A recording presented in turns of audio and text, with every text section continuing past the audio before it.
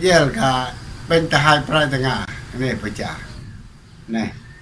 เขาอยากเยลเลยเยลก็เนี่ยโดยนบนจะชะลอบนชะลอโดยถ้าอะไรชะลอก็รอจุนนี้นี่เยลมาเป็นทหารปลายตงางี้เก่าอยากเข้าตอนรูปทึมเลยไปเช่าไหนเก่าจะไปให้วันเล่าเข้าหันนะตัวชู้หันหมูจอกเรียวหรือหมูจออันนี้จอกเรียวเนี่ยอันนี้จอกระยะเนี่ยจอกดอกใส่เรียงกันแล้วคานรวยมานำมันดีตุยไหนสองมือเลย3 มือเลยไปเบิ้งก็เนี่ยขันน้ำแห้งแล้วจอกน้ำในรุดแหละก็แม่นว่าเฮ็ดเวียกหลายเขาบอกที่นั่นเฮ็ดเวียกหลายเลยได้ออกงานหลายแต่น้ำแห้งกินนะนั่นไหนนี่แหละครับไปเบิ่งเรื่องฮีทของมันอันนี้ปะบ่ได้แต่ดื่มต้องได้ตะยา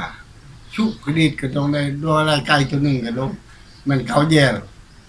ต้องย่างแย่แล้วนี่ก็ย่างปลากกปลากิ้งปลานี้นี่กระรอนก็หม้อนี่ขันนั้นจังได้เด้บ่ได้บ่แม่นเปิดแต่เราเขาขั้นปีเราได้ลาวดอกขั้นปีคือเราว่าปีใหม่มดอันนี้ตอนนี้ปีขมอทำไมนั่นไหนขมอเตี้ยนี่นั่นไหนเรื่อง